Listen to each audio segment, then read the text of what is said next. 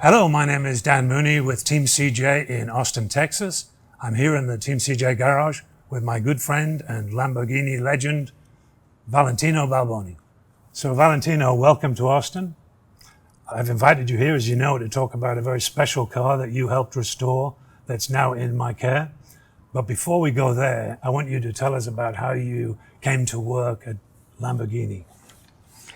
Well, it's a pleasure to be here, first of all, and I'm very happy to see those beautiful cars. I started with Lamborghini in 1968 as a mechanic apprentice. After the school, I was looking for a job to help my father. Fortunately, the priest of my village, he asked me to join him to visit his relatives in Santa Agata. So I went with him on his Fiat 500, and when we passed through Lamborghini, was a couple of beautiful cars on the parking lot, bodies, Miura bodies, being downloaded for a transporter.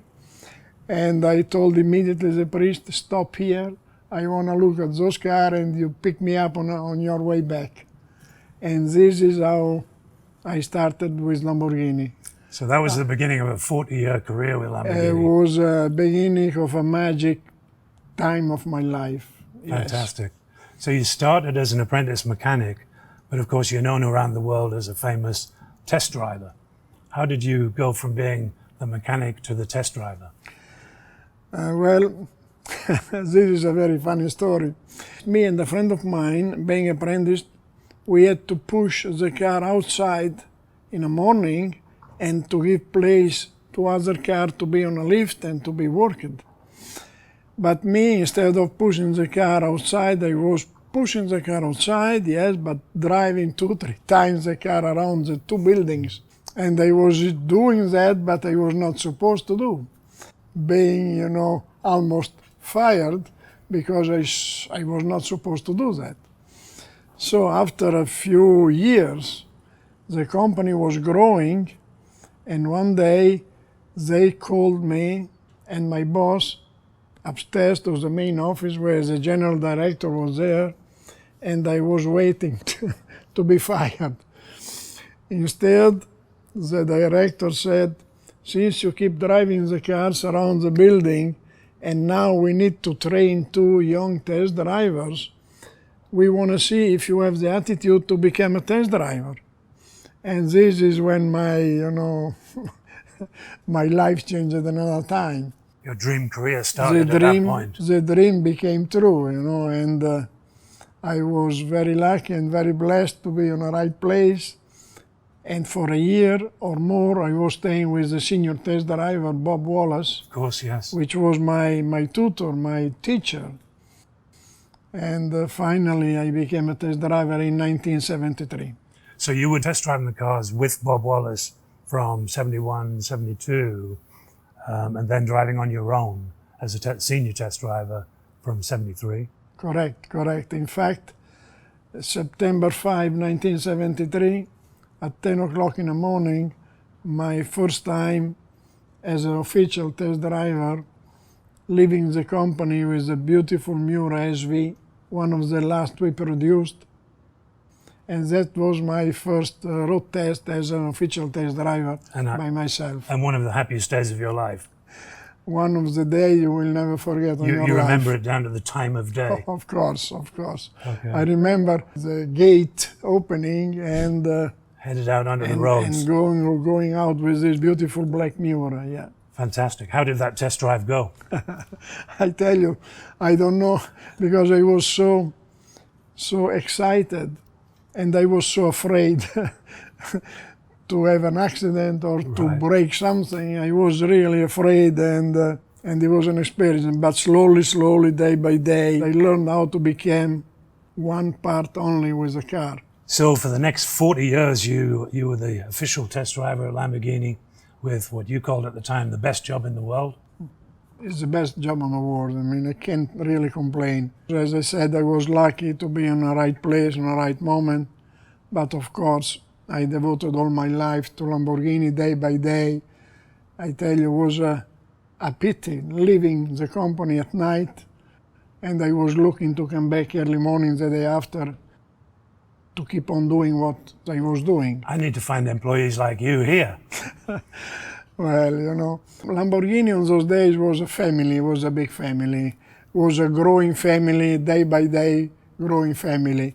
We all know each other. I was a mechanic and then electrician, because, in those days, everybody has to do what it was necessary to do at that specific time. Right.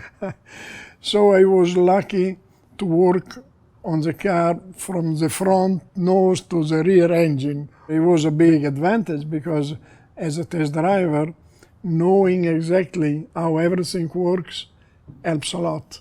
You can modify what is necessary to modify. Tell me about Ferruccio Lamborghini. How was he? What was he like to work for?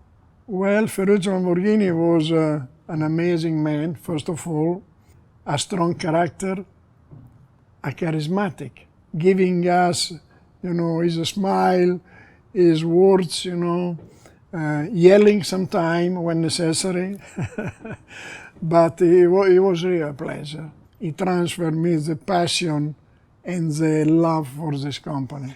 So when you retired, I think in 2008, yes, you retired because of Italian regulations that I think when your age and the number of years you'd worked equal 100, then you have to retire. Yes. So the truth is you didn't really retire though, did you? I never wanted to retire for Lamborghini. Even today, I feel I'm still married with Lamborghini, even if we sleep in different beds. Right.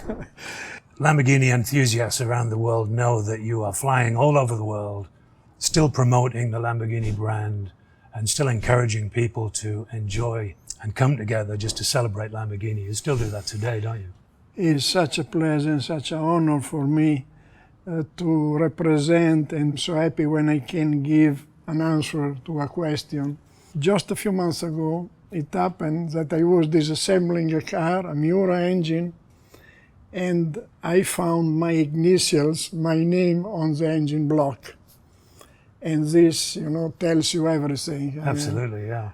Finding my signature on an engine after 50 years or more is something that, That's beautiful. Yeah. It's, I would suggest it's difficult to find a Lamborghini Miura now, though, that your signature doesn't appear on somewhere. You're still restoring Lamborghinis now, and you're still working with some of the people that you worked with way back when, 50 years ago, in the factory, right? That's true. We have a lot of fun, we enjoy each other, and we give life to the cars. Well, that brings me to this beautiful silver Miura SV behind me. And this is a car that you helped restore a couple of years ago. This car, unfortunately, is kind of famous because it became an internet sensation when it burned in the streets of London about 8 or 9 years ago. Ferrari. Yeah. This was one of the bad days, It was a bad day for this car. A car like this, on those conditions, we couldn't do anything. It was a bad experience. It was very bad. As a little bit of background, the car had been serviced in London and it burst into flames. And unfortunately, because there was some terrible traffic in the area at the time, the fire brigade couldn't get through to put the fire out. So for about 20 excruciating minutes, the world watched this Lamborghini on fire in the middle of the road in London. Unfortunately, yeah. And when you first saw it, what was your first impression? I tell you, having the images of that car on the road, and when we saw the car really, I was happily surprised to see the car, which was not in good condition, but it was still a car just waiting for the right hands and to be back on his original condition. I think you found that you could save almost all the body panels, just 1 or 2 body panels were changed? Very few, minor things. The car kept everything, kept the original parts. The engine was slightly damaged. Only one carburetor was really damaged, but we repaired the carburetor, we overhauled the carburetor, and it's still the original one. We still have the original engine, we still have the original transaxle, We've got all of the original body panels except one. I think the back right wing just disappeared in the fire. Correct, yes. Everything else is original. Are the parts fitted on the car at the beginning, probably? We were talking yesterday about every restoration having its own challenge. And it doesn't matter whether it's an Aston Martin or a Ferrari or a Lamborghini or whatever. But in some ways, this car might have been an easier car to restore than a rusty car, because on a rusty car, you end up replacing floor panels and all sorts of panels, So in some ways, it wasn't that difficult a restoration. Not as expected. Quite a few, or you think about 15 or 20 Lamborghini Miuras have, over the years, burst into flames. And that's because, the jets and things in the carburetors get dirt in them. The fuel comes out over the top of the carburetors and goes on the headers, and of course results in the fire. And if out of those 15 or 20 cars that might have been damaged, some of them would not have been restored because it was long enough ago that the cars hadn't risen to the values they have today. So perhaps 15 years ago, it might not have been worth spending the money to restore a car. Exactly, I agree. The value of the Miura in the last 10, 15 years, it bloomed.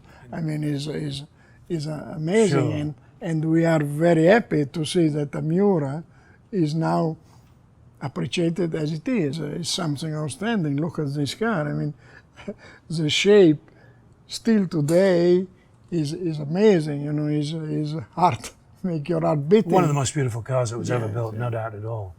Personally, I think the Miura in general is a beautiful car. Right. Of course, if we talk about the SV, the last version, only 150 built altogether.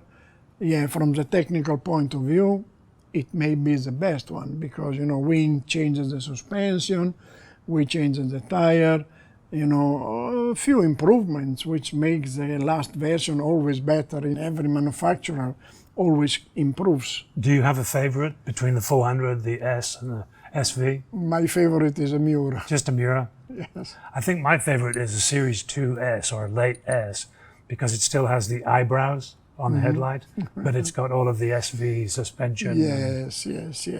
No, I mean, this is always a personal feeling, personal touch.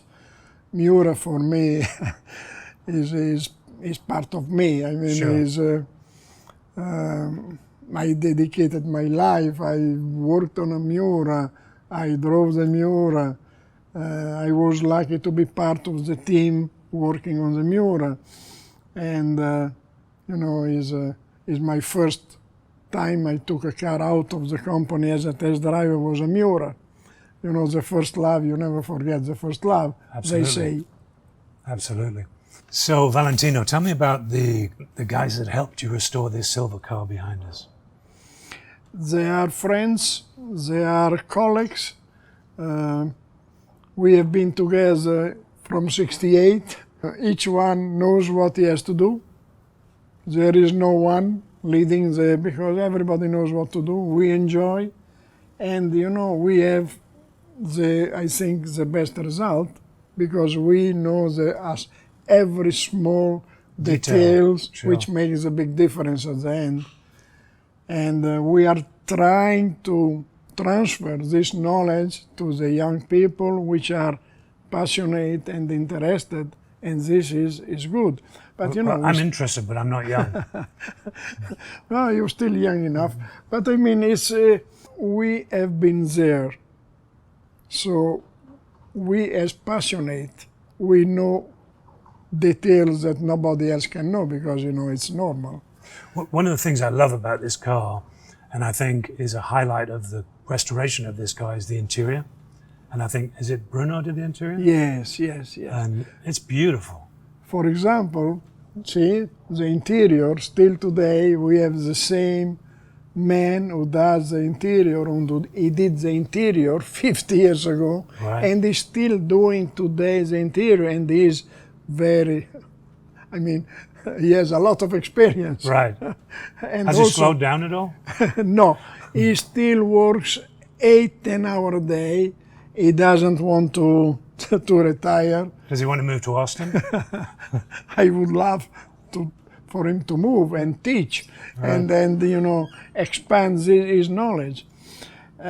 He's one of the few still active and doing the same work for 50 years. Well, please tell him how impressed I am with his work, because it's absolutely beautiful.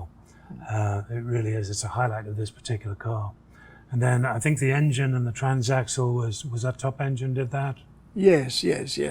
Which is a mechanic who was with Lamborghini with me 30 years. Right. We were together. He retired before I did, but he's still doing the same thing as he Right. was doing 50 years ago. Right. I mean, it's something that we started, but we don't know when it's time to finish. Right. And I don't think I'm thinking No, never. to stop. No, So, never. no. Me either. So on the inside, on the technical side of the car, there's the wiring harness, which I know on this car Christian Gatti did, Yes, and you worked with Christian's father, correct. and he was a good friend of yours for many years, right? Correct. He started his activity, especially with Lamborghini. And he never wanted to join Lamborghini because he wanted always to be independent, but he was the first supplier, the first Lamborghini supplier in terms of wiring loom, Right. and he's a genius. He knows. And his son has exactly- carried on the tradition, the exactly. family tradition. And now his son is keeping on with the business. And when I have a problem, when I have something to solve, hello, here, what's going on? Okay, I come and see you. And Period. you know that Christian is making my harnesses as well, and he's sending me Miura harnesses. Correct, yes, And yes. you saw one earlier in the mechanical shop where we're rewiring a Miura SV, another SV. Correct, It's a yeah. beautiful product. I mean, we love it. Is a very complicated subject Right. because there are a lot of wires, cable going through everywhere, but is a very nice job. Now, you were telling me a great story about the cars, typically the Miuras, typically would only be at the factory with you for about 12 weeks. Because I think Marchesi, they were building the chassis, and that was just basically the structure without the roof and no panels. Yeah. And then they would send the chassis to Bertoni, Yes, correct, yeah. and Bertoni painted the car and Painted the car. So practically Marchesi, Telai, Marchesi and Bonora in Modena, still active today. right. They built the chassis. The chassis was shipped to Torino at Bertone. Bertone was completing the body and fitting the interior, and the car, and painted the cars, of course, and the car was used to come to Sant'Agata with no mechanical components. So we used to put the engine, suspension, brake, assembly, everything. So did the car come to you? It already had windows and Yes, Wow. a complete car, a complete body, beautiful body, and they are the bodies that I saw being downloaded first time I went to in Lamborghini. 1968 when you were Yes. with the priest. So they used to come to the company on a trolley, and we used to push the car on a production line, and the engine was ready to be fitted, suspension ready to be installed, and the car was more or less 10-12 days on production line, considering the assembly, considering the testing, considering the final pre-delivery. 12 days or 12 weeks? 12 days. Wow. 12 Okay. days. Wow. Not 12 weeks, no. 12 days. It takes me about 12 weeks to rewire a car now. Today is much more difficult, of course. As a restorer, and I have to deal with all of the rust and all of the paint and all of the mess, and I wish somebody would send me the paint and tub with the interior and the harness all installed. Today, to restore a car like this, doesn't matter from where you start, Sure. but if you want this quality and originality, It's thousands and thousands of hours. it takes forever. Yes, it does, It yeah. takes, let's say, 2 years. Yeah, at least, yeah. So on this particular car, we were looking at the Kidston book earlier on, and we noticed that today's date is June the 14th, 2022, and this car behind us was delivered on June the 10th, 1972. Correct. So it was this car's 50th birthday this week. Few days, yes, correct. Which is kind of cool. Few days ago, yeah. It's a good combination. I mean, you never know what's going on. Huh? So when you restored this car, it had originally been fly yellow, as you know. You restored it in silver with a beautiful blue interior. What was the reason for changing the color? Well, it was a customer choice. A simple customer choice, but always keeping the original colors and the original combination. Right. Silver is not the original for this chassis number, but is a silver original for other cars. Right. I mean, original materials. Even the interior blue is blue original. The original blue we use still today. Was just his choice to have the car in silver, which I find very, very elegant and keeps his aggressivity. It's beautiful. It's a great color scheme for a Lamborghini Miura. And talking of colors and Lamborghini Miuras, they're famous really for having some really bright, vibrant, exciting new colors. And I think it's right that either Gandini or Bertoni or a combination of the two developed a lot of these colors, especially for the Lamborghini Miura. Of course, yes, a good decision because, you know, the colors are very important to make the car, you know, showing up. Right. Showing up. Right. And I think they developed beautiful colors, you know. When the green Miura came out, it was astonishing. Right. Today, a green Miura is amazing. Silver, very nice and elegant. Rosso Miura, Giallo Fly. So, you know, it was a good choice, a good combination between, I mean, they had been able to show up, the car to show up the way it was. Sure. And speaking of Rosso Miura, you did me a favor and brought back a paint sample from the Kidston company from Emanuele Colo. Yeah. I know I've been trying to get exactly the right shade of Rosso Miura for a car that I'm restoring here, a very early P400. And Emanuele agreed to do a spray out for me, and he gave it to you at Villa d'Este, I think. Yeah. And you brought it 6,000 miles over here so that I can make sure that I paint this car the correct color. It's important, yes. It is important to have the right, you know, tonality, even if we have to say today with the modern rules and laws, you can't use same product, exactly the same, but the combination of the new technologies on color results as it was long ago. Sure, and I can tell you that the owner of the P400 that I'm restoring, Rob and Jan, that you've met before, they were thrilled that you were actually the courier that was bringing the paint sample to me. Yeah. It's a pleasure for me to do everything I can for our customer because, thank you. Because they are so, for us, they are so important. And, you know, I always say I am grateful to help, and I understand the value of the cars today for the customer, for the collector, for the enthusiast. I mean, no one of us 50 years ago would never thought to be here today to talk and to appreciate what we did.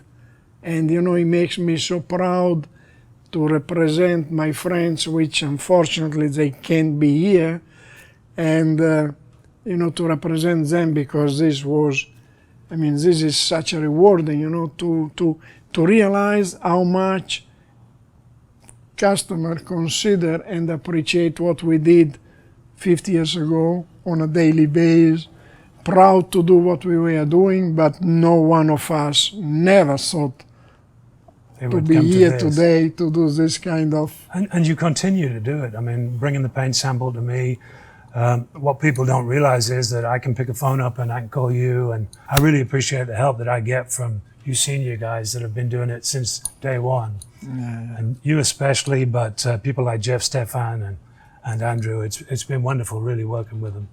We all try to do our best, you know, and the Lamborghini community together still can have beautiful results. With the possible exception of Ferruccio Lamborghini, your name, Valentino Balboni, is probably the name that's associated more with Lamborghini than anybody else in the world. And the fact that you continue to travel the world now and promote the Lamborghini brand and encourage enthusiasts to collect and to restore, we all really appreciate that very much. I am very proud of that, and I will always try to do everything I can for Lamborghini. And we both agree we're never going to retire, right? No, I hope not. I will not decide to retire. Somebody else will decide for me, but not me. We had an interesting chat over at the mechanical shop earlier next to that Jaguar, the 1961 Jaguar Coupe, Coupe as I would say. 6162 RW is the license plate of that car, and it's one of three famous cars that were the press cars when the car was launched. And that car was driven a lot by really two people, Norman Jewis, who was your opposite number at Jaguar for more than 40 years.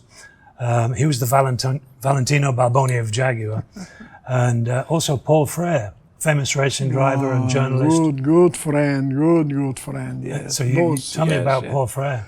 Well, I met him many times because he was used to come to Sant'Agata to test the car.